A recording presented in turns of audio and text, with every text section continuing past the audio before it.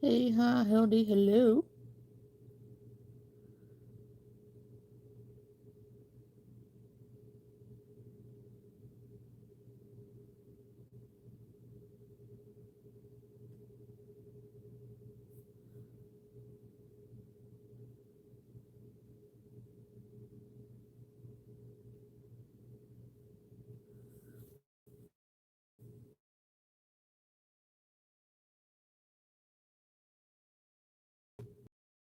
Hi, howdy, hello.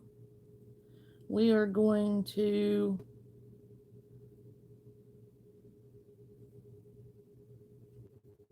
do some art. Of course, of course, of course.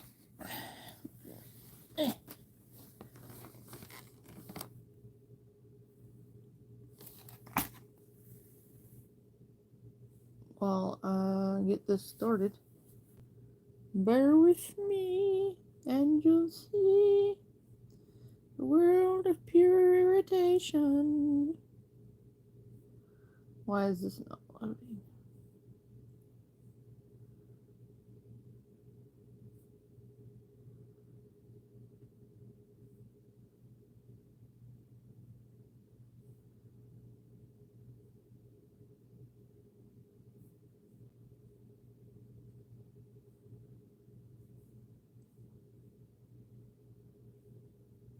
I don't know why this is being such a pain in the ass today.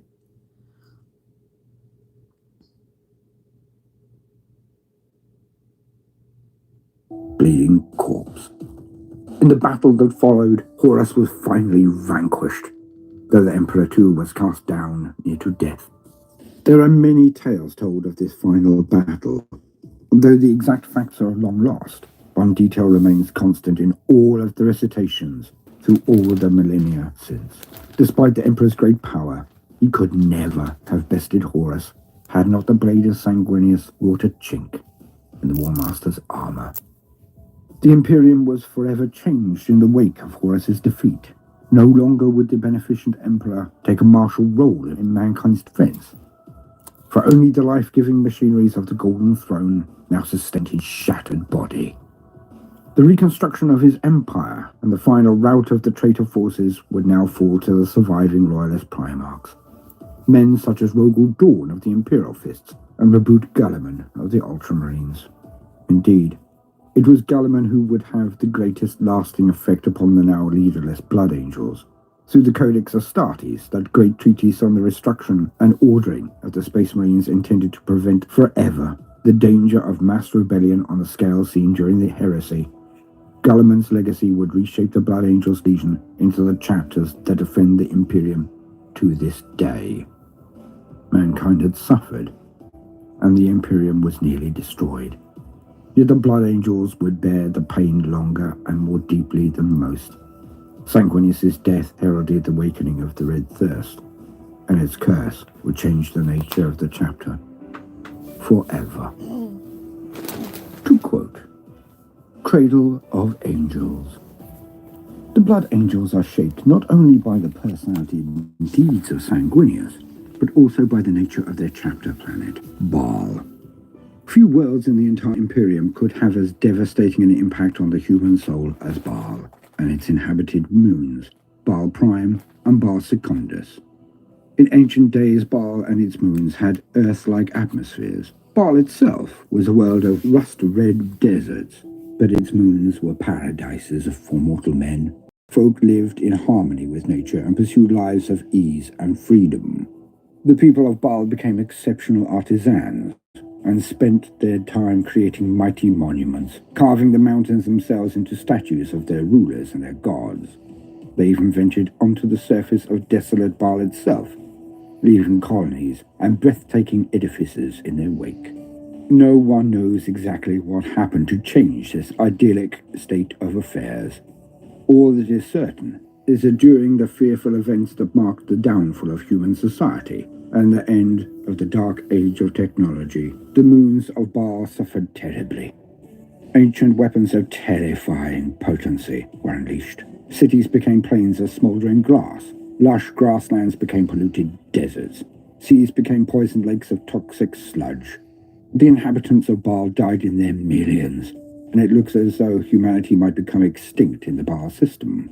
But somehow, people survived. They clung precariously to life on the edges of the radioactive deserts. They became scavengers, picking through the scattered bones of their once great civilization. In the dark time that followed the collapse of all order, some became worse than scavengers, and in their desperation turned to cannibalism. Over the course of the following centuries, the accumulated chemical and radioactive toxins that built up in the survivors' bodies led to them devolving into mutants, shambling parodies of men, of the men their forefathers had once been. There were some who held on to their humanity and preserved a semblance of sane behavior, but they were the embattled few amongst a new and savage culture that evolved amid the ruins of the old. The only social unit left was the tribe. For humans and mutant cannibal alike, the only folk that they could rely upon were their own kin. The people of the Baal system became nomads, shifting from place to place, picking the ruins clean, warring to preserve the spoils they had gathered. The tribes fought constant wars, webs of alliances ever shifting as each tribe strove for supremacy and survival. Extinction awaited the slow and the weak. Where once the moons had been near paradises, now they were living hells. What are you For doing? the few surviving humans, existence was a struggle. What They wandered are the surface you in doing? ramshackle vehicles, hoping that their patched-together radiation suits would save them, praying they would never hear the ominous telltale click of their rad counters. For a time it seemed that humanity was doomed, that soon there would only be an endless desert ruled over by the feuding mutant tribes. Then, out of the star-strewn heavens, came hope. After the Emperor created the Primarchs, the forces of chaos made off with the infants and carried them through the warp. Unable to destroy the Primarchs because of the powerful protections laid on them by the Emperor, the demonic powers nonetheless did their best to alter the Emperor's work to their own evil ends.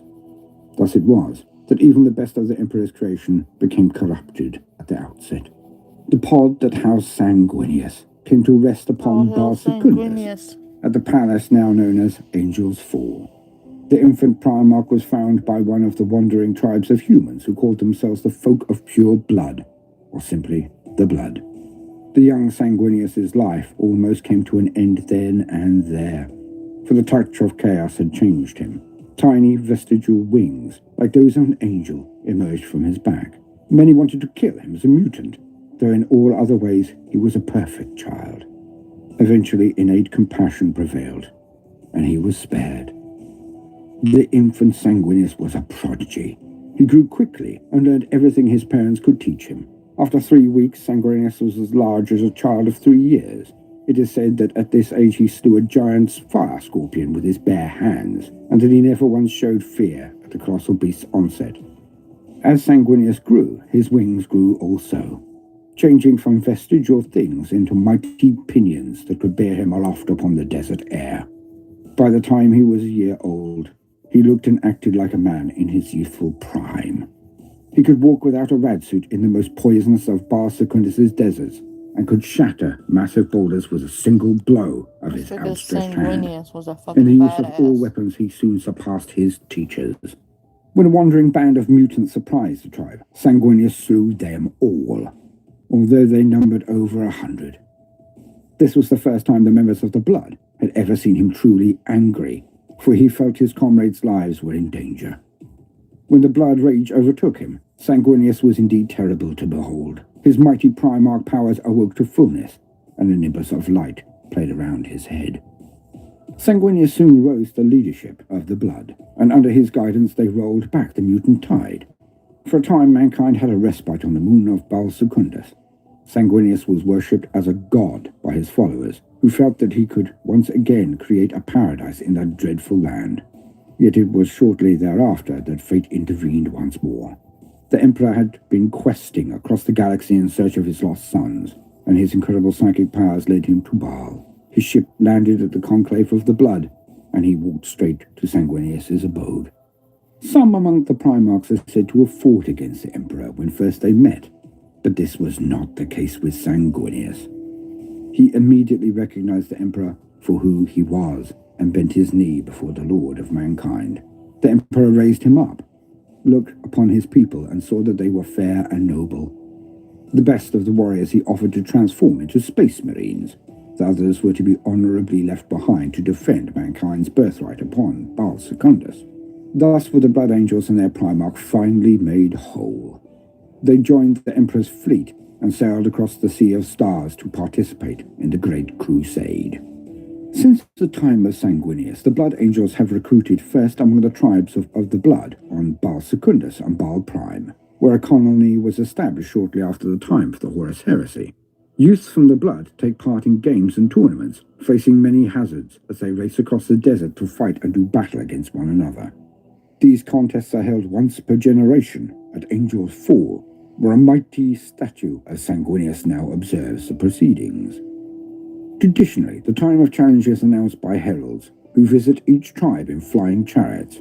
Contestants must make their way to Angel's Fall across the Rad Deserts, a process that weeds out the weakest. The hazards of the desert are many, and it takes a youth of extraordinary skill and courage to even reach the place of challenge.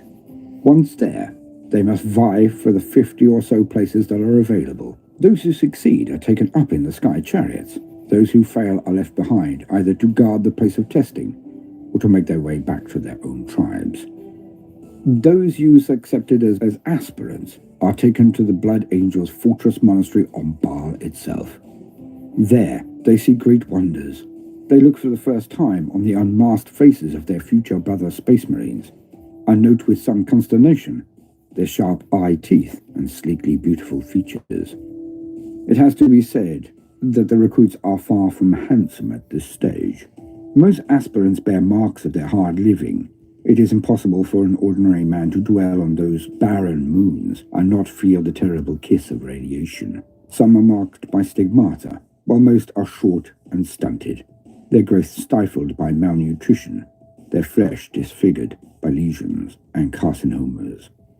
As the aspirants are left to observe vigil in the great chapel of the chapter, before drinking from the sanguinary chalice brought to them by the sanguinary priests, slumber soon overtakes them, and the aspirants are borne by servitors to the apothecarian, where the gene seed of Sanguinius is implanted in their recumbent bodies. From the apothecarian, the aspirants are taken to the hall of sarcophagi, and each is placed within a mighty golden sarcophagus. Life support nodes are attached to them, and for the next year, they are fed intravenously with a mixture of nutrients and the blood of Sanguinius, while the gene seed does its work. Many of the aspirants die at this stage, their bodies unable to cope with the strain of the changes that now overtake them. Those who live grow swift and true, echoing the rapid growth of their Primarch. They put on muscle mass and acquire the extra internal organs that mark a true Space Marine. At this time, too, they have strange dreams, for the gene seed carries with it the memories of Sanguinius. Thus does the Primarch's essence begin to permeate the souls of his warriors. Afterwards, when sleeping, and sometimes when awake, these dreams return to haunt the Blood Angels. When the aspirants emerge from their sarcophagi, they are forever changed. They are tall, strong, and superhumanly powerful. Their reconstructed bodies and features have taken on a beauty that echoes that of their angelic forebear. Their senses are keener, their muscles stronger than tempered steel. They are ready to begin their training as Space Marines. The heritage of Sanguinius. Every Space Marine chapter is defined by the legacy of their Primarch. Through their gene seed, these mighty beings would shape their sons' bodies, while through teachings and philosophy they would influence their minds. Yet none amongst the Primarchs would have as profound an effect upon their progeny as did Sanguinius. Sanguinius was always a visionary. From his earliest days he desired to lead his people to a new and better life. When he joined the Great Crusade, he did not abandon this vision, but instead brought it to a far greater arena. He wanted to improve the lot of all mankind and see a lasting end to the strife brought on by the collapse of human civilization at the close of the Dark Age of technology. Sanguinius was not merely blessed with a futuristic philosophy, he was also gifted with the power of prophecy, able to see visions of what may lay ahead. It is almost certain that he knew he was going to his death when he boarded Horus's battle barge and yet he went anyway. Whether Sanguinius did this out of fatalism or loyalty to the Emperor is a point often debated by imperial theologians, but it is not in doubt amongst the Blood Angels. They will say that he went out of duty, knowing full well what the outcome would be. The outlook of Sanguinius did much to shape his chapter. There is a powerful mystical streak to many of the Blood Angels' traditions, and this can only have come from the spiritual teachings of the Winged Primarch. Sanguinius also indoctrinated his followers with a strong belief that things can be changed for the better. After all, the process of transforming a starving scavenger into a tall, proud, and handsome warrior is living proof of the tenet that courage, refinement, and nobility can be shaped from the crudest clay. This belief can be seen in all things the Blood Angels do. They strive for perfection. Their works of art are things of beauty. Their martial disciplines are practiced unceasingly. Yet as the flaw within their gene seed has become more evident, this belief in change has turned into an altogether darker thing. They see within it the evidence of mankind's capacity for folly and destruction. Their doctrines are permeated with a sense of mortality and the fallen greatness of man. The Blood Angels are among the longest-lived of all the Space Marines. One of the peculiarities of their aberrant gene seed is that it has vastly increased the lifespan of those who bear it. So it is not unheard of for Blood Angels to live for 1,000 years. Indeed, the current commander of the chapter, Dante, is known to have lived for more than a millennia, and is almost certainly far older. These vastly extended lifespans allow the Blood Angels to perfect their techniques in art as well as in war. Providing blood madness does not take them, they have centuries in which to hone the disciplines in which they turn their mind. This accounts for the fact that the Blood Angels' armor and banners are amongst the most ornate of all the Space Marine chapters. Perhaps the strangest of all the chapter's traditions is the habit of sleeping whenever possible in the sarcophagi used to create them. In recent years, the sanguinary priests have created filters to purify the blood of their brother Space Marines. While the Blood Angels sleep in their sarcophagi, their blood is cleansed and purified. The chapter thus hopes to slow the process of degeneration brought on by the flaw. Although it is known to but a few, the Blood Angels are a dying chapter, for they are afflicted with the dreadful curse known as the Flaw. Each time battle looms, they must court the twin dangers of the Red Thirst and the monstrous Black Rage. The former robs the Blood Angels of their nobility, clouding their minds with an irresistible blood madness that reduces them to little more than wild beasts. The latter is far worse, however, for once the Black Rage claims the son of Sanguinius, they are lost forever, body and soul. Some claim that the root of the flaw lies with Sanguinius' mutated nature. They imply that he must have been the worst afflicted by the powers of chaos when the infant Primarchs were stolen away from the Emperor's laboratory on Terra. Other scholars claim that the flaw lies in the process used to create new generations of Blood Angels. They assert that it has crept in because the Blood Angels use the process known as insanguination to activate the gene seed. All Space Marine chapters use gene seed to trigger and control the process that transforms an ordinary mortal into a Space Marine. The gene seed contains viral machines that rebuild the body according to the biological template contained within, and impart a flicker of the glory of the Primarch that sired each chapter. However, at the time when the Space Marine legions were created, the process was still highly experimental, and many different ways of controlling and managing the transformation were tried. In the Blood Angels' case, the chosen method was insanguination. This process was originally triggered by injecting the aspirants with tiny samples of their Primarch's own blood, some of which was preserved within the Red Grail after Sanguinius' death. The living blood could not be kept this way for long, and so it was injected into the veins of the sanguinary priests. In this way, they became living hosts to the power of Sanguinius. To this day, drinking the blood of the assembled sanguinary priests from the Red Grail is part of the induction ritual for all Blood Angel priests. It is from these same priests that the blood is taken to begin the transformation of aspirants into Space Marines. It is possible that over the countless generations since the time of the Horus Heresy, these cells have mutated, slowly at first but more quickly in recent years, and that errors in replication have resulted in the flaw. Whatever the reason for the flaw, it is certain that its hold over the Blood Angels has become stronger. and their tendency towards self-destructive madness ever greater. Yet in this dark age of the Imperium comes a slither of hope for the sons of Sanguinius in the form of the Primaris Space Marines. Side note, alas, since the time of the writing of the Codex for the 8th edition Blood Angels, it has now transpired that the curse has not been solved, and Belisarius Cawl lied. The Primaris also experience the flaw. Deep within the psyche of every Blood Angel is a destructive yearning, a battle fury and blood hunger that must be held in abeyance in every waking moment. Few battle brothers can hold this red thirst in check unceasingly. It is far from unknown for Blood Angels to temporarily succumb to its lure at the height of battle. The red thirst is the Blood Angel's darkest secret and greatest curse, but it is also the greatest salvation, for it brings with it a humility and understanding of their own failings, which makes them truly the most noble of the Space Marines. The fate of those unfortunates overtaken completely by the red thirst is known only to the chapter itself. There have been incidents when the Blood Angels have been stationed on distant worlds where members of the local populace have gone missing only to turn up later drained of blood. It is possible that this is the work of cultists seeking to discredit the chapter. It may even be that some of the more superstitious local citizens have taken to offering up sacrifices to their godlike visitors. It may also be possible that these folk have been killed by Blood Angels overcome by the red thirst. The Black Rage.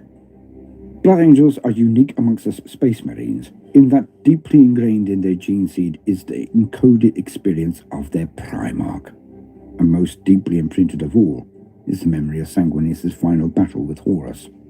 Sometimes, on the eve of battle, an event or circumstance will trigger this race memory, and the battle brother's mind is suddenly wrenched into the distant past. The Black Rage overcomes the Blood Angel as the memories and consciousness of Sanguinius intrude upon his mind, and dire events 10,000 years old flood into the present. And please do be aware that I have already performed an entry for the Black Rage and the Death Company, and I would urge you to go and view that for further details. End quote. But it is impossible to discuss the Blood Angels after the Indomitus Crusade. Impossible to understand them unless one understands the very basics of the background and importance of their chapter master, Dante. For he is effectively the second most important and powerful person in the Imperium. He is the regent of an entire half Imperium Nihilus, the dark segment of the Imperium of humanity.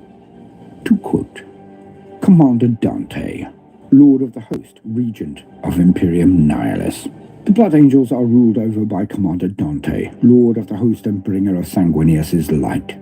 Dante is truly a legend, for his deeds span many long centuries. He is thought by many to be the oldest living Space Marine. Even Captain Lysander of the Imperial Fists, who was lost in the eddies and tides of the warp for 1,000 years, cannot recall a time when Dante did not reign supreme over the Blood Angels. None can deny the scope of Dante's campaign experience. He has fought battles uncounted, orchestrated innumerable major campaigns, and seized bloody victory on worlds as far-flung as Ultima Macaria and star-swept Janal. It is said that no man has visited as many of the Imperium's million worlds as Dante, and he has come to each in full raiment of war, at the head of a glorious and vengeful host. There are former worlds of the Imperium, now lost to the darkness of the void or the ravages of the foe, that only Dante remembers. He alone of all living warriors survives to mourn and avenge them. To his fellow chapter masters, Dante is an exemplar of the fearlessness, dedication, and strategic genius that speak to the heart of the Space Marines' never-ending mission.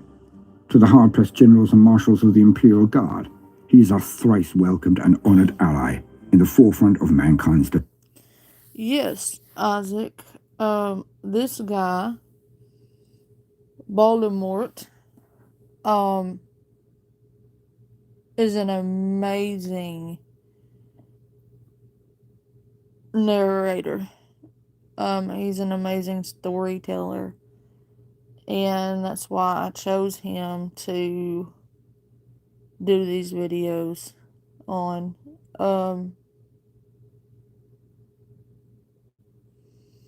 his voice is captivating, and he tells a story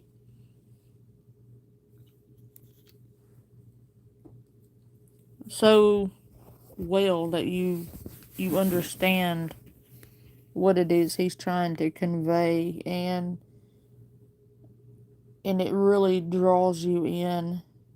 It makes you feel like you're in the story. And he does amazing work on the 40K. I really enjoy it.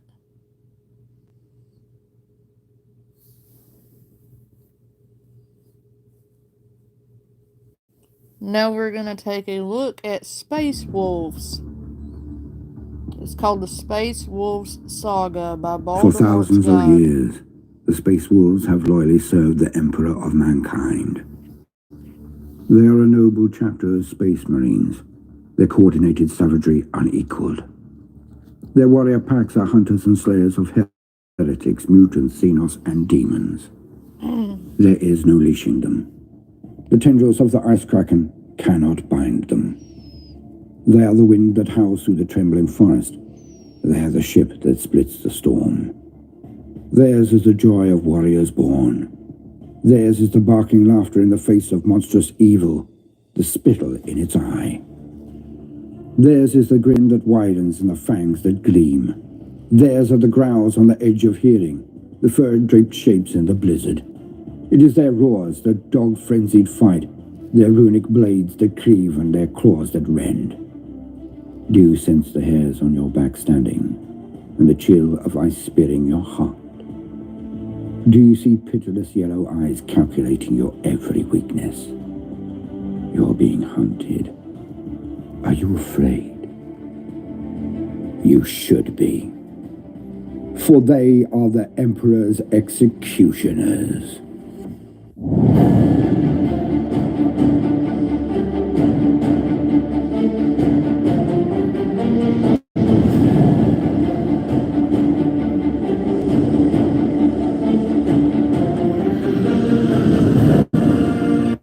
Well, that sounded ominous. Are you afraid? You should be. They are the Emperor's executioners. Well, I wasn't afraid until you said that. But now you got me over here looking over my shoulders. Goddamn, why are you so intense, man? Why you gotta be so intense?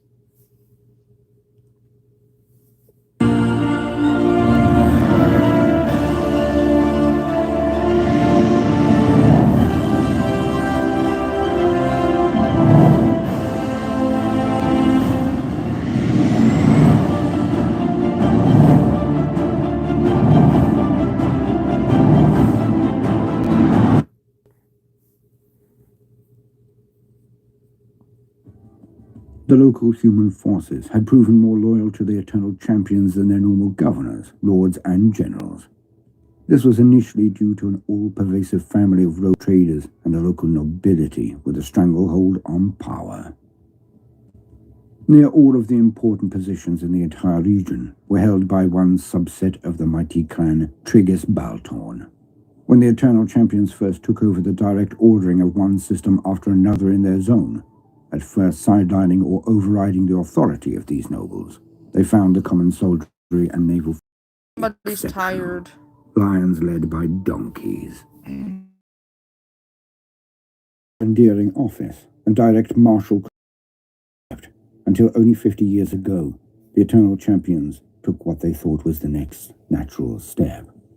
An assassination attempt against the Eternal Champions chapter master, Krillon Varson, sparked it all off. Upon the initiation of yet another purge of the outlying systems, one young noble too many had been unceremoniously informed that he was superfluous to a requirement. No kidding, Isaac. The young noble burned all of his resources, supported by many young buck in the nobility that had been on the receiving end of the same treatment, and they secured what they thought an overwhelming response. The band of ruffians that were paid to put an end to the life of Chapter Master Varson were mutants, psychers, and low-life scum of the worst order. They were nearly Why don't unstoppable you in tell their us how you hives, really feel about so it? much so that they now had control of the activities of nearly half a planet. Equipped with rare and outlawed archaeotech, they felt that they were more than up to the task. When a state banquet was held in honor of the Eternal Champions, it all happened so quickly.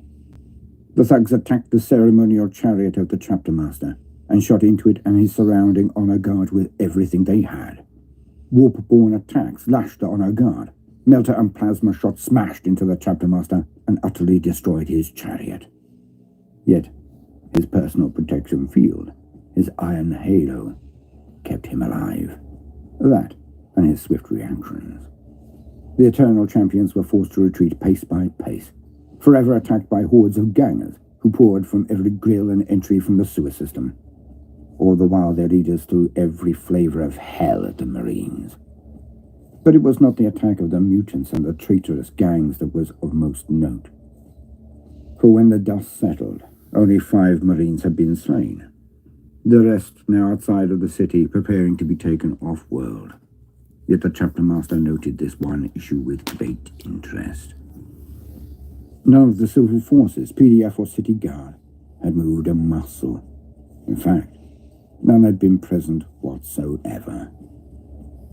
None could have denuded the causeway of the parade without phenomenal connections at the very top. And so, the Eternal Champions considered this an act of war. And they knew exactly who was behind it. As far as they were concerned, the entire Trigus Baltorn family, their clan across the entire sector. And they would live just long enough to regret their young buck's actions.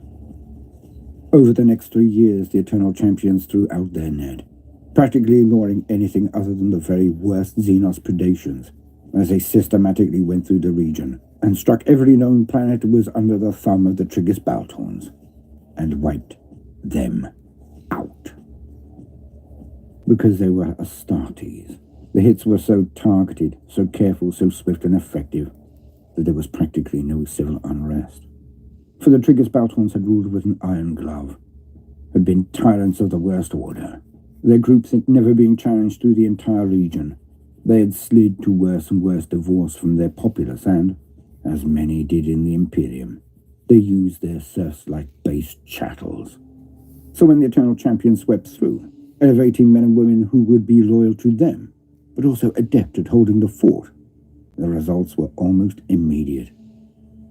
The corruption, simony, nepotism, and waste was burned away like a brush fire, and prosperity immediately started to trickle down across the Marines' holdings.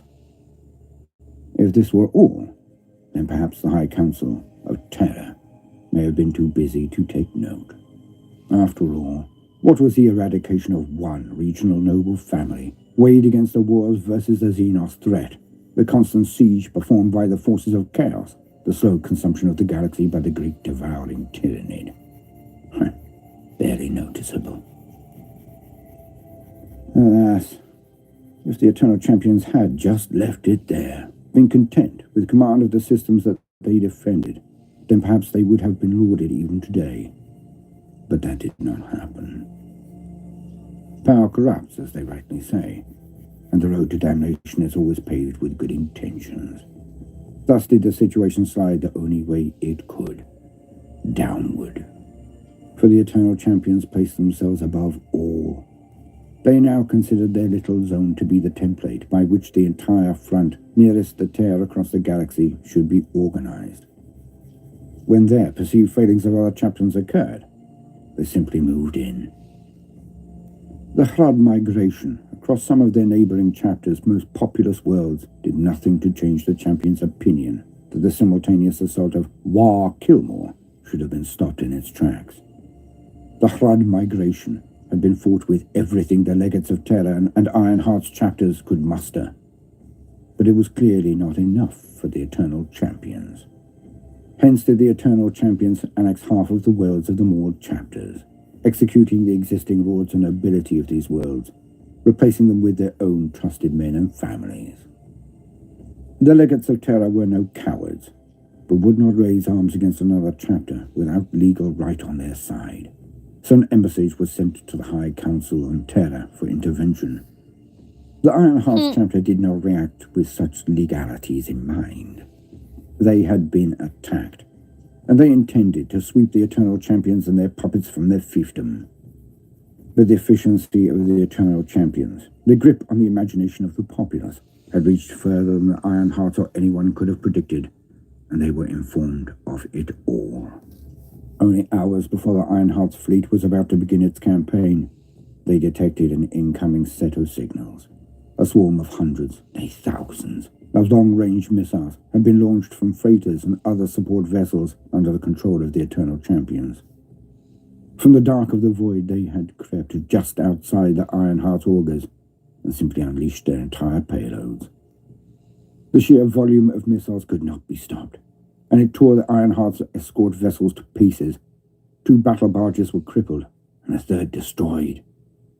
But when the Eternal Warriors' full fleet dipped out of the shadow of a nearby moon and powered towards the Ironheart's formation, they gave only one option. To avoid utter destruction, the Eternal Champions would accept nothing but unconditional surrender of every ship, every marine or naval officer working under the Ironhearts. The next hours were a travesty that would have made the Emperor himself weep if he was still able. For the Ironhearts could not be bowed, would not be broken, but nor could they withstand this perfectly executed assault. And by the end of the day, not one Ironheart ship had power, and not one Ironheart Marine was left alive.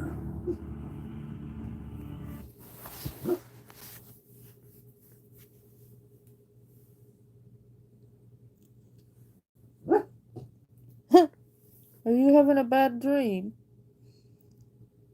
Tiberius? Are you wolfing in your sleep?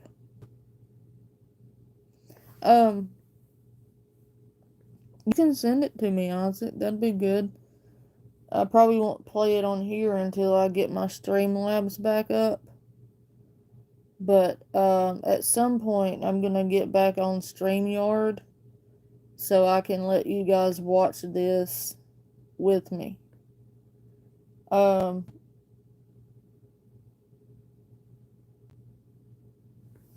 yeah, you can send it if you want.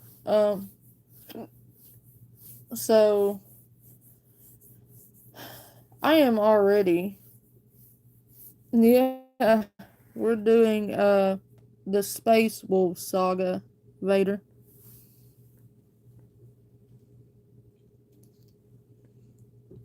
And you know what, guys?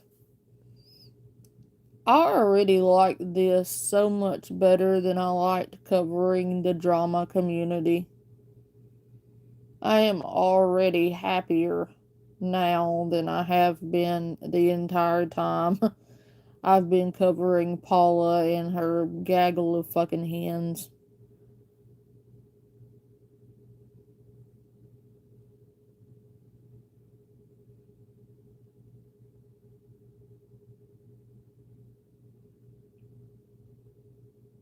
So I think we made a good move.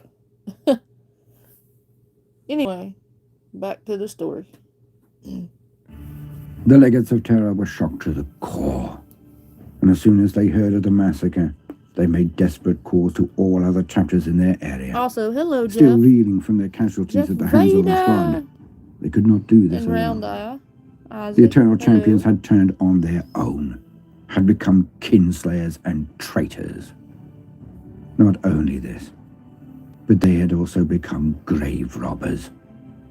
No depths now seemed beyond the Eternal Champions, as they raided the chapter fortress of the Ironhearts and took every last scrap of tech, tools, artifacts, Pros. and even the gene seed. They slaughtered the chapter serfs that remained there, 07. valiantly attempting to guard the last vestiges of a now dead chapter. But the reputation of the Eternal Champions was a hard thing to fight against. So few responded, as they thought it another border scuffle between egos. None could really believe that the champions would wipe out the Ironhearts. Another chapter? No. But there was one chapter that did respond, for they had once fought side by side with the Ironhearts themselves, and they had bonds of friendship, bonds of honor, bonds of blood with them. And for the Eternal Champions, it could not have been worse if they had walked into the palace on Terra and spat in the Lord Regent's face. Not worse if they had flown into the warp with Gellerfields down. For 3 words came back to the chapter master of the Legates of Terra. Dread. We are... Do you still have pictures of your Black Templar? I would really like to see that. You hardly ever see those.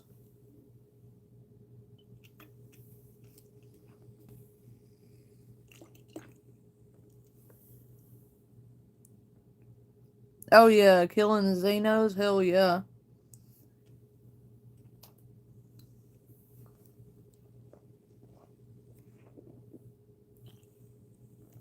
I want a Legion of Ravens.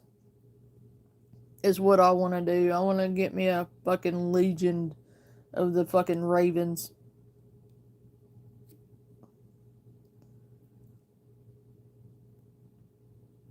Those guys are badass.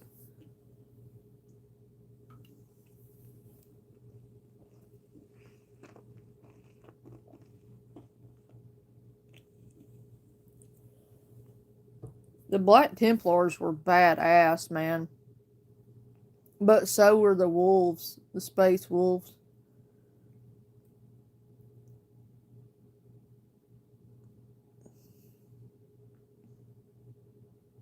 We just finished the story about Sanguinius. Sanguinius was a badass, man. I really like Sanguinius.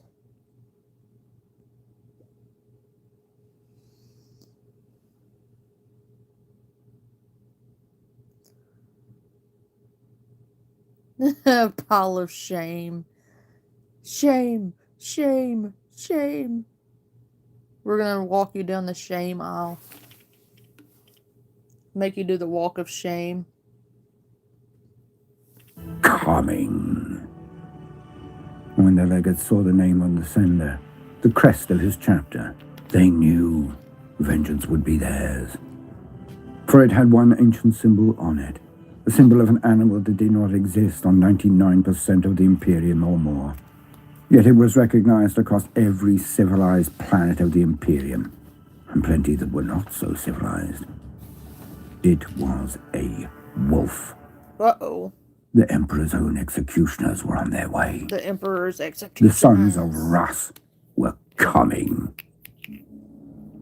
From the very first, the Eternal Champion's ego brought them low. For when a lone Space Wolves battle barge appeared in their outermost system and hailed for their surrender, it was scoffed at. A pity. It was their only one chance.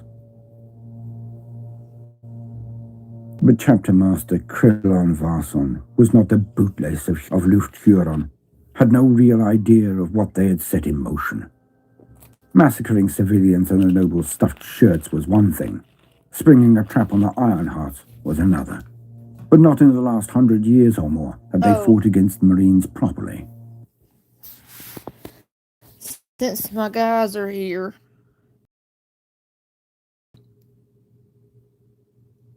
I am going some new moderators. And here's the thing. It's off top, well, not really off topic, but I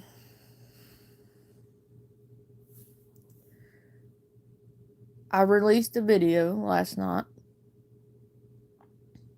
or a live stream, discussing my exit from the drama bullshit with Paula. I'm no longer covering Paula or Moxie or any of them.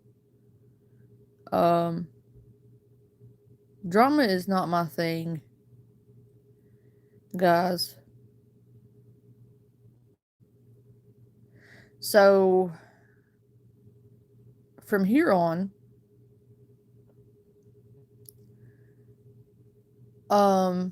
anyone trying to bring drama into my streams or my channel, I want yeeted, because we are no longer a drama channel.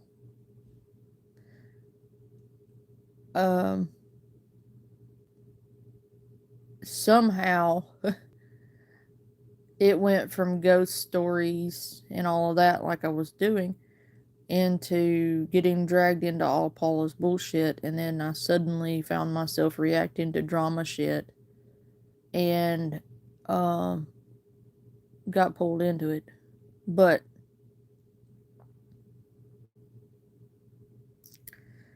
yes, we're gonna bonk all the drama people.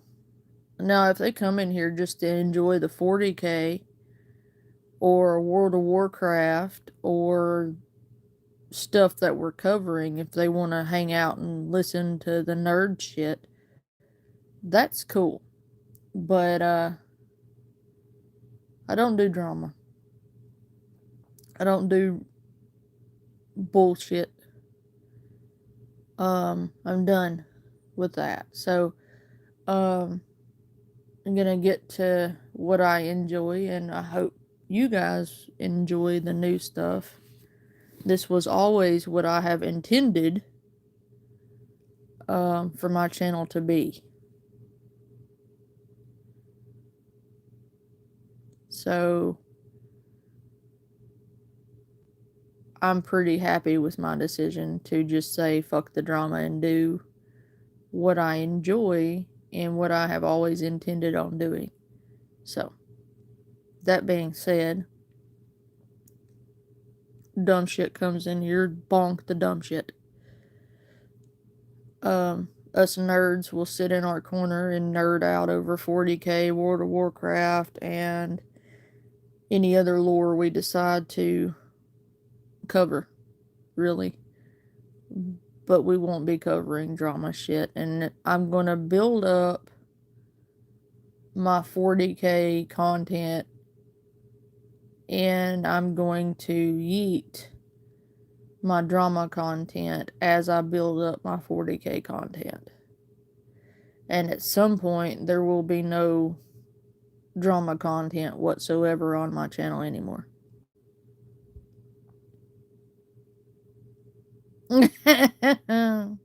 Imperial Fist. I love that. Thank you, Isaac. But anyway, if you guys like certain lore from certain things, drop me a comment and we can cover it. As long as it's nerdy and as long as it's not drama related, we can do that.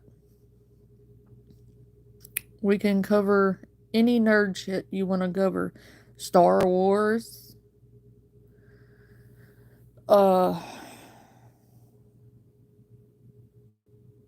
Tiny Tina, WoW,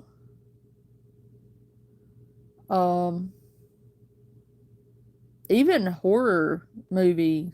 I mean, like movie lore. We can do that. We can do nerd shit. But yes, thank you for listening. Now we will get back to our nerd shit. Not really. Let alone these space marines. The sons of Wrath. And nor did they take the threat seriously. For the Eternal Champions were Primaris I did marines. see that, Classic. That was Whereas awesome. the I Space love it. Wolves were not.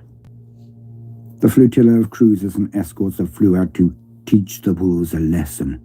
For those just piling in, this is Space Wolves Saga, done by Voldemort, who is an amazing narrator, by the way. If you haven't, go and give him a like and a subscribe. And all the nerd love from the Panda fam. And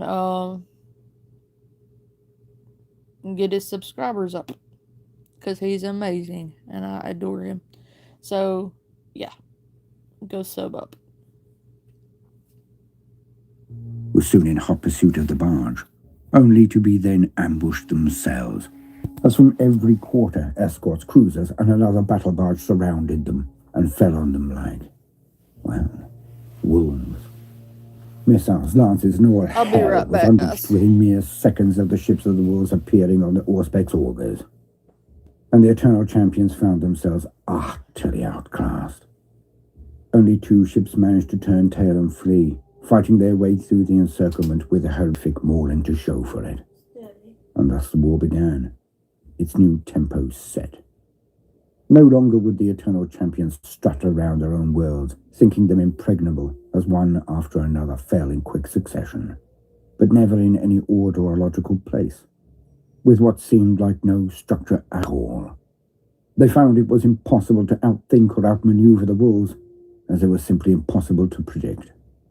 At one point, the Eternal Champions fell to calculating the most unlikely and most audacious targets that would be almost insane to attack. It worked for 2 engagements only, for even then, even when outnumbered and supposedly trapped, the wolves would snatch the systems from the champions and cause blistering casualty reports. Their berserker rages on the field were unstoppable, but their sheer rage and bravery was only outshone by one thing: the strategic ability. And very soon, the populace of the Eternal Champions Protectorate were cheering for the attackers. For the wolves never targeted civilians, never burned down entire cities just to get off 1 or 2 men as others would. And when they captured worlds, there were fewer reprisals. The leaders, those who had made common cause with the Eternal Champions, were removed from their seats of power, but also their lives. But this is where the buck usually stopped. When support columns of planetary defense forces or Imperial Guard who had bent the knee to Chapter Master Krillon Varson surrendered, they were instantly given clemency. Despite their ferocity towards the traitor Marines and any forces who stood with them, the honor displayed by the Space Wolves was a thing of awe. And within months, the Eternal Champions were no longer able to resupply at any of the worlds that were so ardently supportive only a year before. You cannot have the whole bag. The champions were now being hunted down and wiped. You're not getting the whole bag. So, Chapter Master Krillon There Varson, you go. with little choice, gathered his remaining Marines on their cold You cannot home eat the world, entire bag of Marana, treats. and prepared for his surrender. When the fleet of the Legates of Terra and the Space Wolves finally appeared and plowed towards the ice world, boy. Krillon Varson ignored the hails from the Legates utterly, and sent one communication to the lead ship of the Volca Fenrica with a simple statement: "We are both Okay, I'm sons back. of ice and snow. Had You to are the go get greater treats. hunters, the greater wolves. We bear our necks to you and only you. We offer unconditional surrender to the sons of Russ alone." The response from the lead ship was simple and left the hearer's ashen face. You request to surrender? You have betrayed your brothers. You have slain your brothers. You have picked over the carcasses of your brothers. You have butchered their last little people, their defenseless serfs. You have taken their banners, their weapons, their honor, and their future. And now you speak to us of brotherhood? To those who hold blood pact and shared honor with the chapter you have eradicated from the Allfather's armies? That's fair. We say you are the honorless and besmirch the gene seed in your very bodies. You are no brothers to the sons of the Russ. Die on your feet or die on your knees. We care not. Request denied. The Eternal Champions thus mustered the majority of their remaining chapter strength and stood on the walls of their fortress monastery. It proved to be a red day, but the mist was heavy in the eyes of the Space Wolves, but the Legates themselves gave no quarter, despite their seed being not of the Russ. The very ferocity of the wolves seemed infectious, righteous. What are you doing? In less than a day, Do you want another treat? the Eternal Champions were exterminated. The monastery decided this was someone paid by 20. You want to say hi? This just played into the hands of the wolves, and they did what they do best. This is hi. They hunted down every last marine in that ancient Bastille and put them to the sword. The oath of vengeance was fulfilled to the satisfaction of the legates of terror, but the wolves were not so blasé about the endeavour, for they had shot down one of a group of Eternal Champion stormblazers heading north, away from the carnage. And when the survivors of the crash were put to the question, a new horror was revealed. The Eternal Warriors had sent their gene seed north in a last bid to escape the wrath of the wolves. But worse, the champions had fallen so far. They made pacts with a group of brigands and were preparing to take their seed, their future world, to be a threat for the future. Not only that, the vile scum were revealed to have offered the brigands payment in gene seed, just not their own. They would pay in the gene seed of the Ironheart, which they had taken from the fortress monastery of that honourable chapter when they extinguished their light. And thus it was that the last apothecary and captain of the Eternal Champions were holed up somewhere in the northern polar cap, hiding and waiting for their deliverance.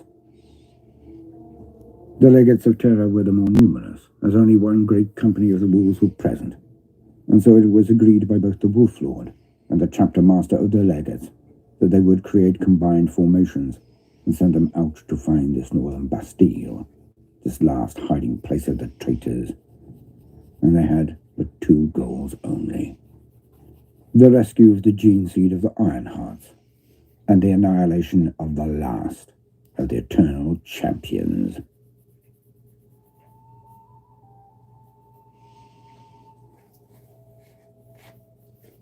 You cannot eat that whole bag of treats. The wind lashed around the old outpost, a small fortification. You're not going to eat the whole bag of tweets. Nobody remembered who had made it No. or why. It had always been there. No. Certainly from before the Eternal Champions had first come to Morana. It was a threadbare thing, stopping off point only. No. Garrisoned by a company of planetary defense force, who turned their coats at the first sign of shooting. Good boy. There was an almost universal revulsion exhibited towards its men by all who arrived and swiftly departed after refueling. It was being used as a forward camp for the forces of the Legates of Terror and the Space Wars, who were meant to meet before moving off in their many hunting patterns. A bulk conveyance slowly lumbered through the skies toward the camp, whipping up the snows beneath it to a small white storm. Another unannounced arrival. Another annoyance. The peevish deck officer had had enough. This was no machine of war that plied the skies, so he strode towards the landing site to take out some pent-up aggression on the fools who were aboard the vehicle. As the hauler finally hovered over the landing site, a set of doors opened, and the officer barked up his disgruntled first foray in what he hoped would be a veritable tirade of abuse. Who the hell are you? The officer then fell backwards, as multiple huge beings simply leapt out of the half-ajar bays, the hauler not even touching down yet. Each landed with a spray of snow, and the startled officer lost his footing and slipped over in his panic. When he looked up, he felt warm and disgusting smelling breath fog the air between them, as a set of huge slathering jaws, easily able to bite off his head in one gulp, were but millimeters from his face. Some form of huge canine. Ha ha! What the hell is that? Floki. The wolf looked into the saucer-wide eyes of the officer, covered his face with spittle as it snorted before turning and heading towards its master. But as the officer let out a slow exhale, he was covered by a shadow, as something huge loomed over him, blocking out the sun. Do I smell dung and tears? Oh, Astartes. Around the near mortal, 5 huge power-armored shapes moved, and the wolf, of course. They were the holy Astartes was a armor of badass the Space man. Marines, Don't want the to most piss off formidable Astartes. warriors humanity had ever produced. But to a normal man, taken unawares, They looked like the vilest of evildoers, They each did. over 8 foot tall, each with greying hair or tattoos, all festooned with skins, furs, trinkets. Some even had kill trophies around their necks. To the officer, they looked like barbarians and thugs. But when he saw the sigil on their armor, he could not fear them less. But he also felt a strange warmth in his chest. These were them, the legendary Space Wolves. And as the other Marines stepped up from their landing, the one above him just looked down with a sneer on his lips. One of them addressed him as the rest began to move towards the camp. All right, brothers, let's keep it civil. Who am I kidding? Let's just try not to make the little ones wet themselves, eh? One of them looked him dead in the eye and said, "We could cut his head off." Another huge warrior stepped next to him and looked down as well, saying, "I really agree with Sven the Gentle." The officer whipped his head from one face to another, terrified. An even more grizzled and gnarled face looked down at him, without a sneer, but with absolutely no pity in his eyes. Well, we could, but what would it prove? He knows we could cut his head off, we know we could cut his head off, but if his head is rolling around on the floor, what does he learn? I was saying we could, not that we should. Just giving options. I still second this option. I say it should, not could. Alas, as they bantered over his mortality, their proximity so close, the towering form so powerful, the threat so very real in his mind, something happened that he would not regale his children with, or any of his local mess. The inevitable. He lost control of his bowels. Too late. He's not worth killing anymore. Damn, you're gonna go cry now that you've soiled yourself? Worthless. I am not getting that awful on my claws. Any of them. The moment over, they all simply sneered and then ignored him and continued on to the camp. The one he least wanted to close, who he later found out was Sven the Gentle, leered down at him and said, Wonderful job on the tactical discharge. Their leader, the one from before, had now arrived and just tapped Sven on the shoulder and he left. The powerful man looked down at the officer and offered his hand to help him rise. The Marine had to practically squat down to make the distance. When both were stood, the Astartes moved slightly, so he was upwind of the officer, then peered down his nose at him and spoke. I won't apologize for my brothers, but I will answer your questions. We have been sent here to hunt down warriors you do not want to face alone. We have been sent here to do what you cannot. The place you are to attack is beyond your scope, unless we are able to remove the Marines you did not know are present up there. And you should know, I am not here to protect you, not from the enemy, not from my brothers. We are the Vilka Fenrika. We are the Emperor's own executioners. So watch your step, Captain. You do what you are told when you are told, and we will get on just fine. Report on everything you know about the enemy. Numbers, equipment, preparedness, while we await the arrival of our brethren.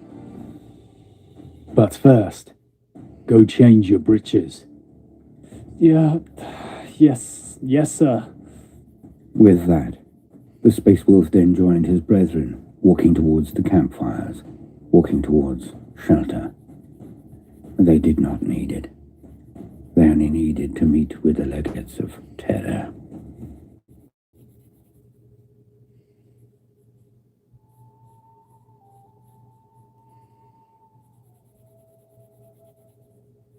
Welcome, gentle listener. I am Voldemort, your faithful servant. And today, we finally get to have a more in-depth look at one of the most loved and feared armies in the entire setting. The Volca Fenrika. The Space Wolves. This guide is an attempt to capture the quintessence of the chapter and in one sitting, to project some idea of who they are, what they do, and most importantly of all, why they do it. It will cover the most contemporary basics. For a snapshot of their past, I would refer you to my previous Space Wars entry, although that may well be expanded on in the future. I shall be quoting from the most recent codices for pure lore, and interspersing the continuing tale. As with all of my videos, the tale is there to show, not tell, the nature and wonder of the faction I am trying to present. There will be many nuances that can be explored in the future, but I hope by the end of this entry, you will be able to confidently answer to anyone who asks, do you know anything about the Space Wars? And you will answer, yes. Yes, I do. As with all things in the grim darkness of the far future, there are many sources, oceans of deep lore you will be able to explore through the works of the Black Library, Games Workshop's publishing wing. This is just a start on your journey, but I sincerely hope a good one. And now, let us start at the very beginning, not chronologically, but spiritually. For there is nothing more important to understanding the Space Wars, the Vilka Fenrika, than where they are born and raised, where they call home.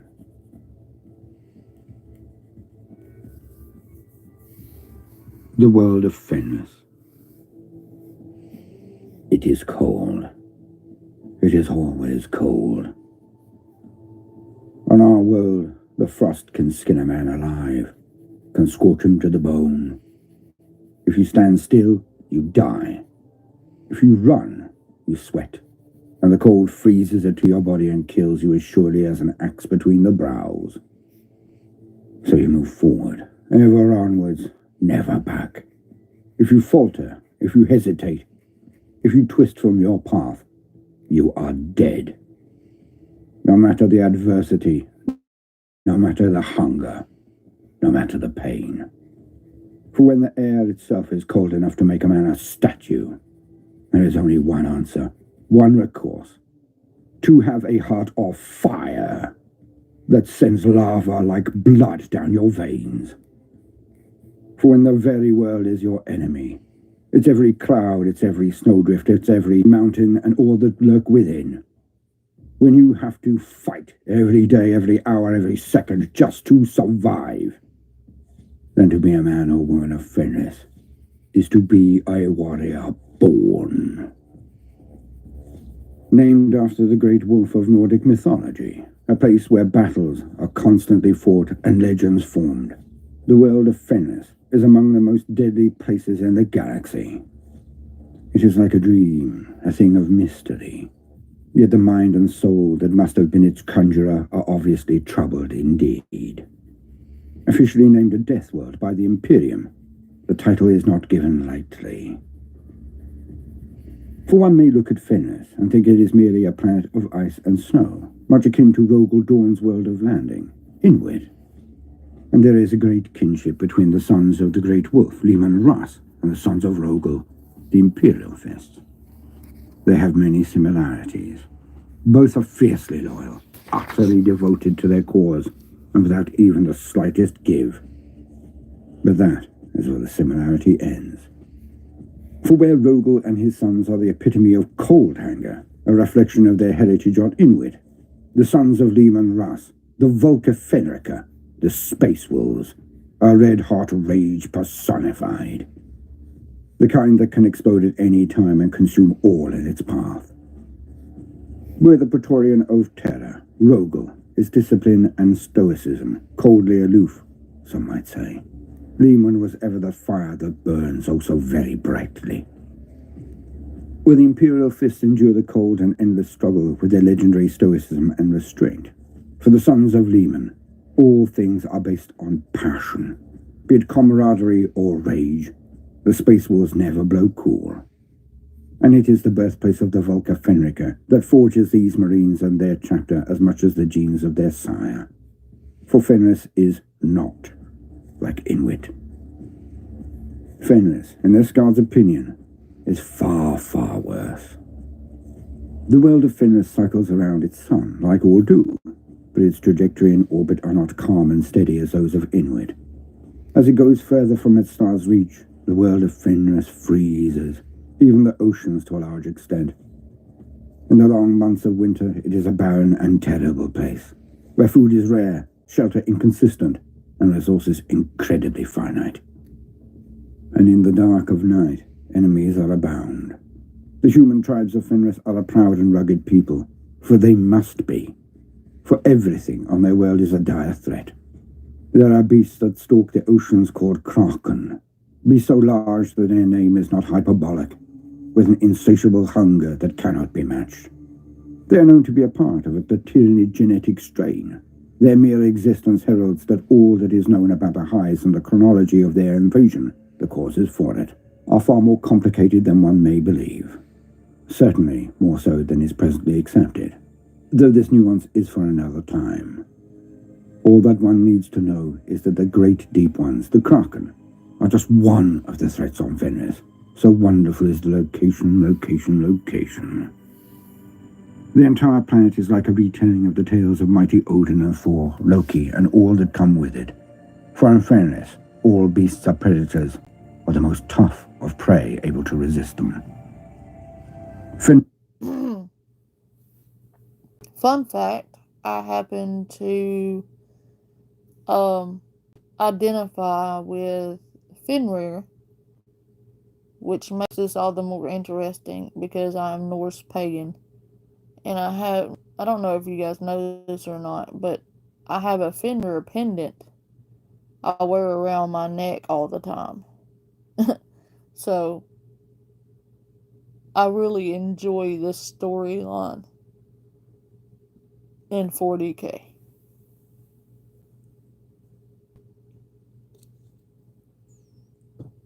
And hello, Let It Go. We're just starting off our new ventures. Let it go. Everything is fine. And as I've said before to everybody, and everybody understands that if anyone from drama comes in here trying to bring drama into my stream, we eat them. Because this is no longer a drama channel. It was never intended to be a drama channel to begin with. So, no more dumb shit.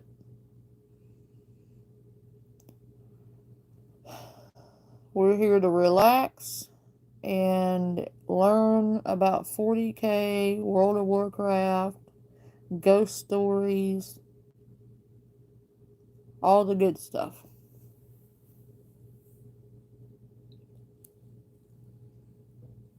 No, not so far. Let it go. So far, so good, actually. We're here to have a good time. And so far, so good. I'm glad to see you, Let It Go. I send love and hugs. Good to see you. Good to see you.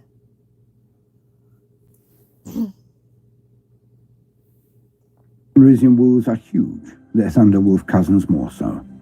Both variants aggressive and able to kill a man with ease, let alone as a pack. And there be ice worms, white-furred lizards of colossal size that are named after flightless dragons for a reason. When they arise to hunt, entire communities need tremble. Ice fiends, akin to Yeti in description, size and aggression are there also. Trolls, standing taller than a dreadnought, semi-sentient tribes of horrors that walk constantly on the human clans. Great white bears are able to push tanks over and tear any that fall out into strips of meat for their maws. And this is just the beginning of the troubles.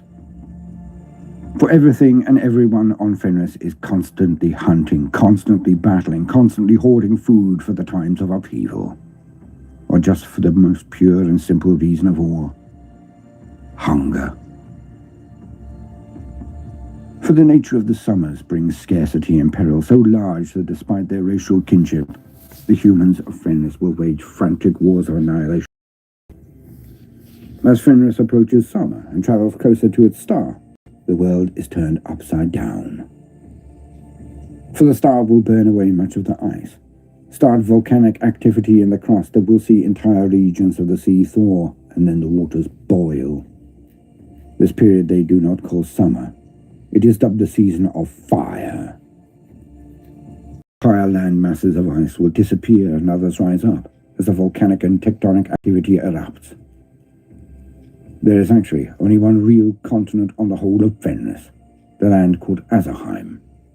The rest are temporary land masses that could be there for a season, could be there for a decade or a century. Nobody is ever sure. So all constructions outside of Azerheim are temporary by necessity. The season of fire can make tribes war on each other, cause migrations of trolls and worms and bears. All move as land rises and falls, and this, of course, creates frantic warfare for all. As old lands sink, and new ones must be claimed almost every year. A life of constant aquatic nomadic existence punctuated by brutal and terrible swift wars are the lot of near all on Fenris. And perhaps in the future we shall explore this further, but now is not the time. Just let it be known that this is how the youths of Fenris are raised, how they grow, how they are forged. The world of Fenris forms the space walls just as much as Chugoris does the White Scars. Thus it is that when one of their youths are chosen to be an aspirant of the Volca Fenrica, that they are already a hardened warrior, a merciless killer, and a weapon already sharpened to a razor's edge. But this place of war, this proving ground that is their entire world, it makes men who are as attuned to their senses as is possible. For they must act without hesitation, without restraint, to survive. Thus is every second of existence a struggle, aye, but also a gift. For only the strong can survive, and in the knowledge of this, that they are the strong, the people of Fenris can celebrate, as only those 1 minute away from death at all times can, without restraint. They are a rugged and honest people, because there is no time for subtlety, no place for timidity. Honor is all, and a man or woman's worth is self-evident, and through action, not words. They truly live life to the fullest, being always one slip from the grave at all times. And it is this spirit of fire, this frantic zeal and zest for life, that is what is epitomized in their bravest and boldest warriors.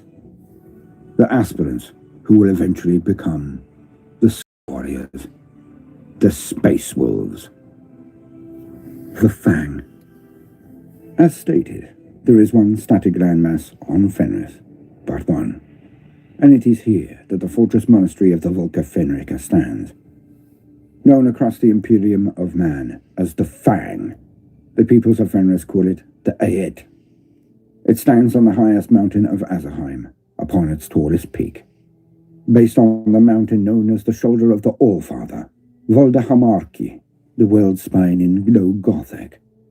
It is a place of power, unlike any of its kind.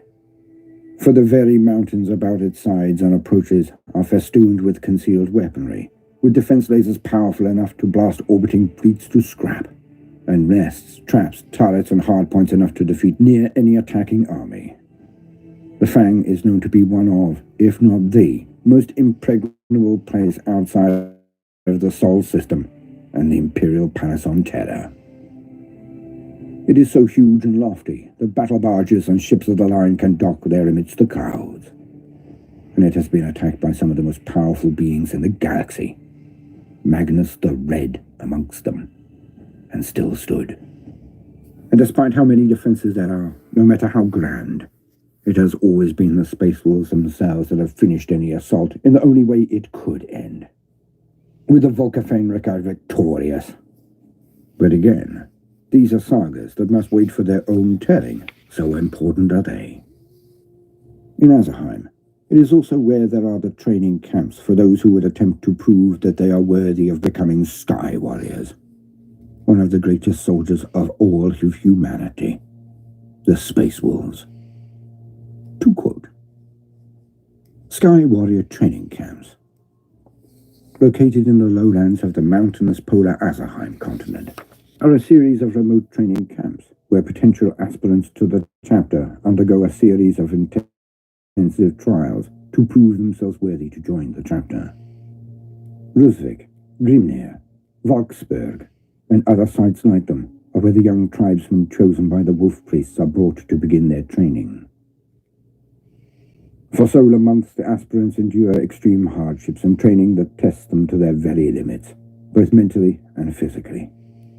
The young tribesmen are forced to put aside the greatest differences of their old tribal identities and learn to work and fight together in groups that will in time become the packs with which they will most likely serve for the rest of their lives.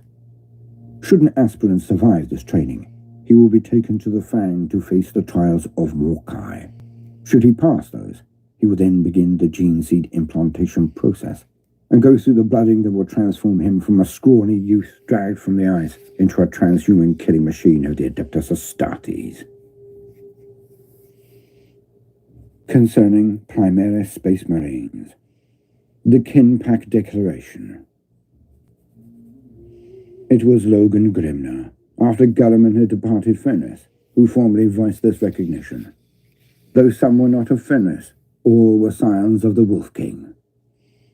Perhaps not since the ill-fated second founding of the Wolf Brothers chapter had such considerations been taken.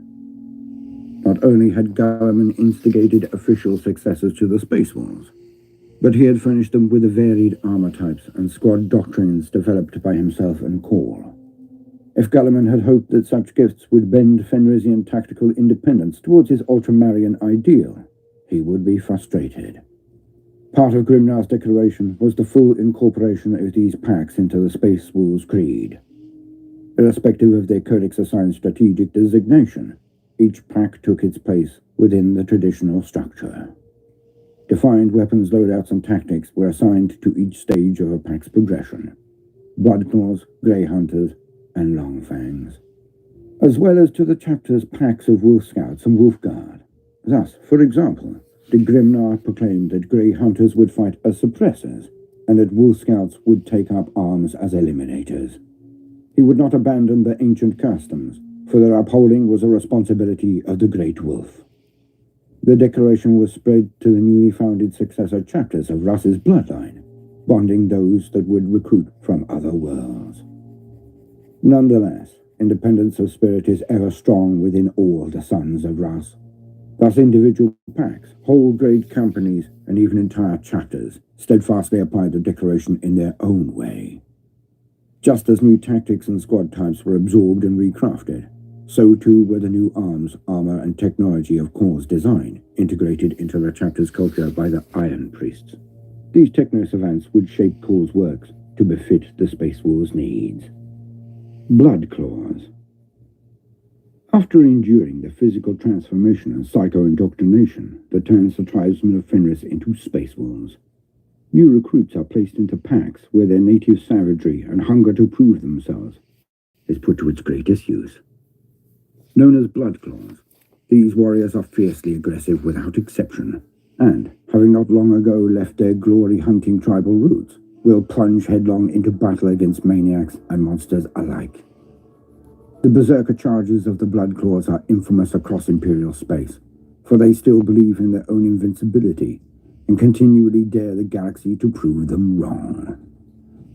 Despite the bellicose cultures from which they are drawn, the Bloodclaws have far less exposure to combat than their veteran battle brothers, many of whom have fought the galaxy's greatest horrors for centuries. But what Bloodclaws lack in experience, they make up for in confidence and belligerent enthusiasm, a product of their excitement at having ascended to the ranks of the fabled Sky Warriors. They know that not only do they tread in the footsteps of giants, but they have also been given the chance to become true heroes themselves. The intoxicating effect this knowledge has upon the Bloodclaws, often compounded by a barrel of mead or two, makes for a fine line between their acts of heroism and those of reckless foolhardiness. A Bloodclaw would not hesitate to swing to the tusks of a charging Squigoth and hack away at its eyes, or to run under a Tyranid biomonster and try and open its belly from underneath, despite the likely crushed in its death throes. After all, if his gamble he will have made a name for himself, come to the attention of the Wolf Lord, and begun his own personal saga. The Elder Space Wars that watch over the development of the Bloodclaws believe that the best training ground of all is the white-hot fury of the battlefield. Not for the sons of Rust the predictable logic of the practice cage or assault corridor, for they reason that it is very unlikely they will be attacked by semi-intelligent auto-systems on the field of battle. Instead, they concentrate on fighting foes of flesh and blood. After all, the Space Wolves are never afraid to start a fight, and what better way to perfect the arts of battle than from direct experience? So it is that the Bloodclaws are not discouraged from taking up their favored position at the vanguard of the great companies, whilst their elders watch carefully for those who show true talent and cunning. Unfortunately, the Bloodclaws lack the patience of their grey hunter brethren, and their glory hunter ethos frequently leads them to bite off more than they can chew. It is not unusual to see a Bloodclaw pack race forward to engage the commanders or champions of the enemy army, sometimes with disastrous results. For this reason, Bloodclaws are often led by a wise and experienced Wolf Guard, whose role it is to curb the worst excesses of the youngsters' berserker battle lusts, with barked commands and the occasional punch in the face. Bloodclaw packs are often fielded with enough warriors in their ranks to sustain a few casualties and still prevail. To the Fenrisian mindset, the first few deaths suffered by any pack are a vital process that sorts the strong from the weak.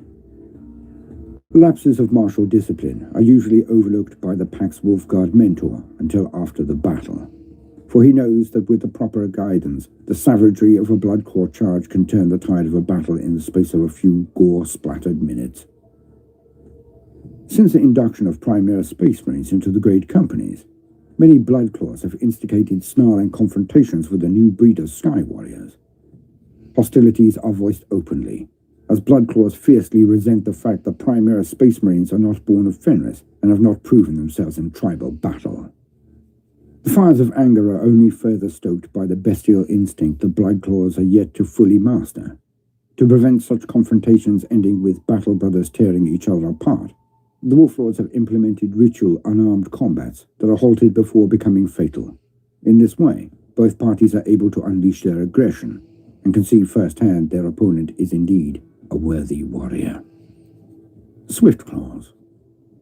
Swiftclaw biker packs are formed when the chapter needs a fast, mobile strike force that can plunge like a spear into a vital part of the enemy army, and the battle-hungry temperament of the Bloodclaws is perfectly suited to the role.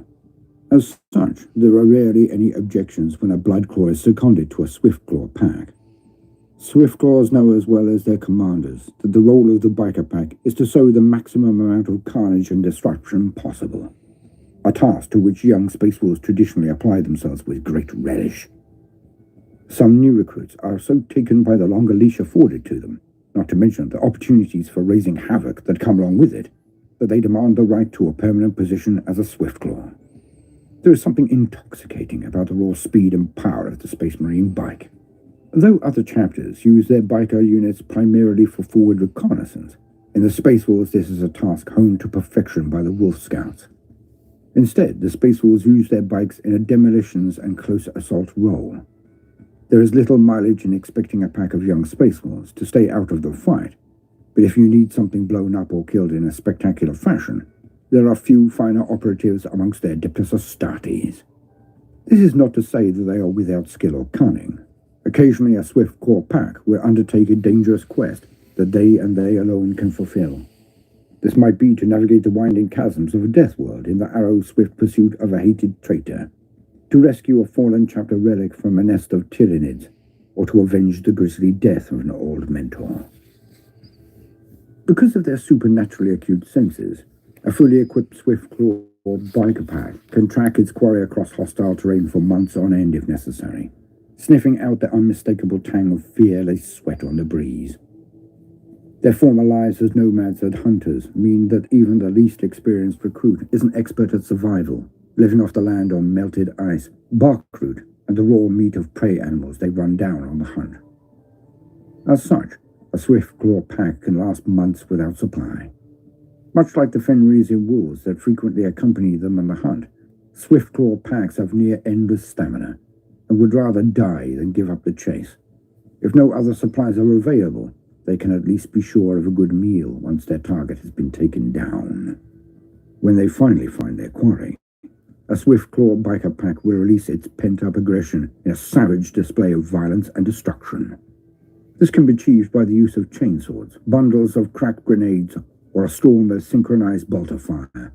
The Swiftclaws care not, so long as the kill is showy and spectacular. A favorite tactic is to set alight their enemy's refuge and then ride straight through the burning walls into the inner sanctum, twin bolt guns blazing and war cries upon their lips. After all, nothing whets the appetite for a violent kill more than several weeks spent bringing the foe to bay. It is no wonder that the Swiftclaw packs are so ready to power forward into the midst of the enemy, spitting in the face of death as they carve their reputations from the flesh of the hated foe. Skyclaws. The most headstrong troublemakers from each Bloodcorps pack are rewarded by reassignment to a Skyclaw assault pack. They are entrusted with a jump pack so that they might better indulge their desire to plunge headlong into battle. Let the youngsters slack their reckless bloodthirst, joke the elders of the Space Wars, and if they die in the process, the surviving packmates will learn a valuable lesson. The promotion to Skyclaw is seen as a dubious honor at best by more mature brethren, not because of the heightened risk of a quick and violent death, but because if fighting on foot was good enough for their Primarch, it's good enough for them too. Such disapproval just makes the Skyclaws more determined to prove themselves in the eyes of their elders. They soar fearlessly through the skies in great leaps, landing with a stone-splattered crunch before rocketing straight forward into the ranks of the foe. With their fangs gnashing, chainsaws roaring, and their bolt pistols slaying those beyond the reach of their blades, the Skyclaws rejoice in seeing the enemy crumble under the reckless fury of their airborne assault. The Skyclaws are truly the most rebellious and free-spirited of all the Space Wars. Contests of athletic prowess are common between packs of Bloodclaw and Skyclaws, as well as drinking and eating competitions that test their enhanced constitutions to the limit. These contests inevitably end in some of the participants seeking out a wolf priest for absolution and hasty ministrations.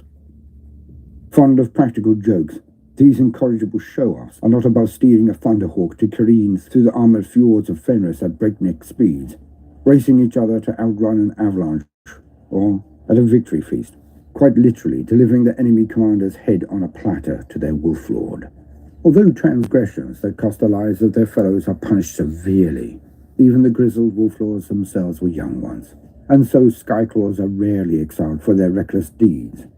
After all, none can deny that the antics of each Skyclaw pack make for entertaining stories around the fireside, with much cheering and toasting to the few participants still alive.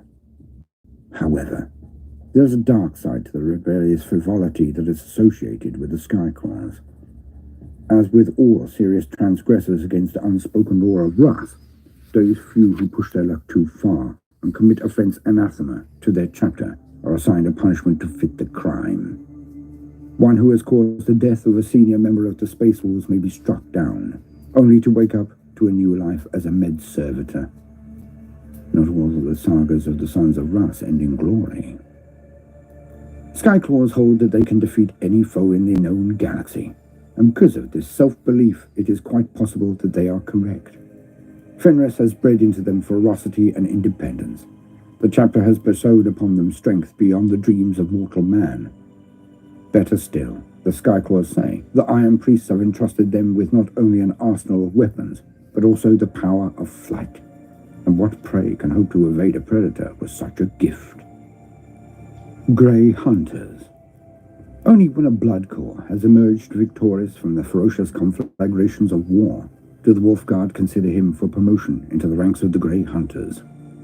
It is the Grey Hunters who comprise the main body of each great company. Though they are as hungry for honor as any of their younger brethren, their raw aggression has been tempered by experience. Every Space Marine knows that finely honed cunning is a better weapon than the keenest blade, and with oaths of brotherhood to bind them fast in the face of impossible odds, each Grey Hunter pack can be a small army in its own right. As a Space Wars warrior becomes older and increasingly more experienced in the art of war, the genetic flaw born within his Canucks helix begins to manifest physically as well as mentally.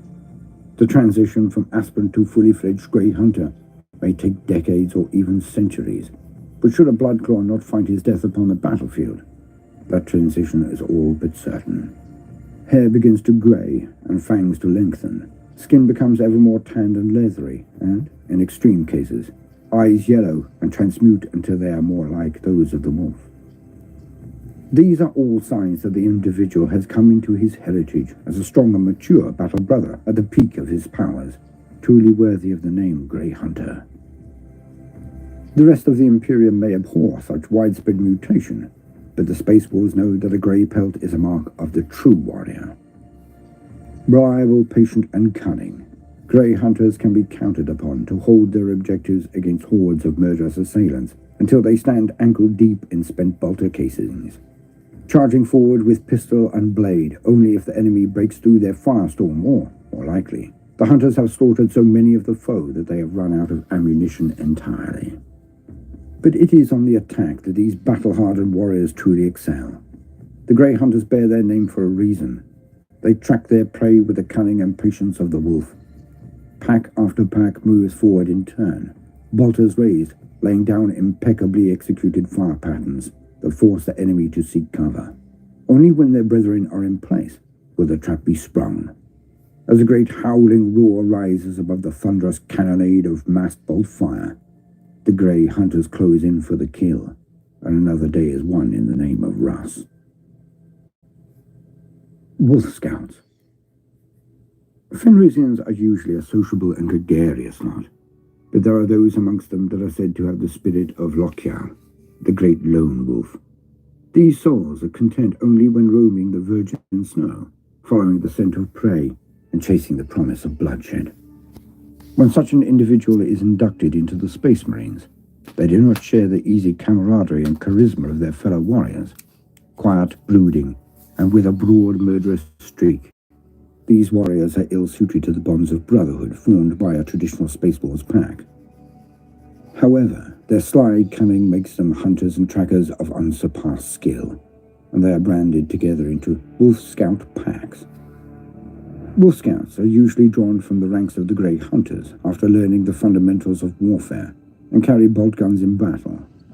Depending on the prey they are tasked with hunting, they are also equipped with sniper rifles, Astarte shotguns, combat blades, or a number of other specialist weapons. Each Wolf Scout is clad in carapace armor and Duracloth fatigues, usually embellished with trophies and pelts of personal significance. He is also issued a variety of grenades, so that he can swiftly disable any target. But the true weapons of a Wolf Scout are patience and guile. Packs of Wolf Scouts operate far in advance of their fellows, snuffing out the forces of the foe, infiltrating fortified positions, and stalking and killing isolated targets. Long Fangs. Some Space Wolves are canny enough to survive for centuries of active service in the name of the Allfather. Though their individual sagas are long and filled with bloody deeds, each has earned wisdom and insight from innumerable battlefields, and their collective skills are too valuable to throw away upon a blood-soaked assault. These packs of inveterate warriors become Long Fangs, steady of hand and temperament, entrusted not only with the protection of their brethren, but also the heaviest of weapons used by the sons of Ras. Long Fangs are dour and grizzled individuals, having survived long enough for the genetic inheritance of the Canis Helix to manifest fully. They are literally endowed with long fangs, for as they age, the canines of the Space Wolves continually lengthen, and their beards grow thick. In their youth, they hungered for honor just like their brethren, each eager to earn his place in the tales of the Skulls. Now, after countless long wars, their esteem stands tall as a mountain, commanding awe and respect from those of lesser years. With long and glorious sagas, the hot steel of youth has been tempered by honor and pragmatism, leaving warriors as finely balanced as the keenest blade. Most Bloodclaws and Grey Hunters die in battle, with only a minority surviving to reach a venerable age. But those that do are amongst the most redoubtable warriors in the galaxy. Having emerged victorious from bitter wars fought in both the material universe and beyond the veil, Long Fangs... Okie dokie, everybody. I've been on here for an hour and 40 minutes. I have really enjoyed this. We will pick up the rest of the Space Wolf saga tomorrow. And then we will go into maybe some Sanguinius lore. Sanguinius was a vastly interesting character and really fun to look into. So we will pick up where we left off here tomorrow, and I hope to see you guys back. Everybody have a good night. Thank you.